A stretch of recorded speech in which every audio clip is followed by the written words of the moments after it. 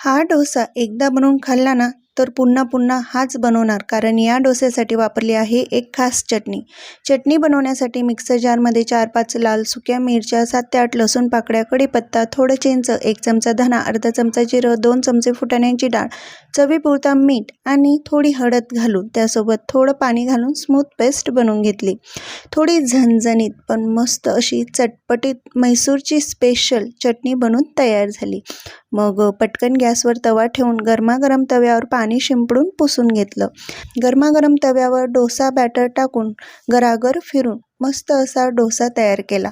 मग यावर थोडं तेल आणि म्हैसूरची स्पेशल चटणी टाकून पसरून घेतली. डोसा म्हटला तर सगळ्यांची आवडती भाजी असायलाच हवी, म्हणजेच बटाट्याची भाजी टाकून हा डोसा फोल्ड केला. वरून मस्त कुरकुरीत आणि आतून झणझणीत असा गरमागरम म्हैसूरचा स्पेशल डोसा बनून तयार झाला. आता मला सांगा, तुम्हाला प्लेन डोसा खायला आवडेल का हा म्हैसूरचा डोसा?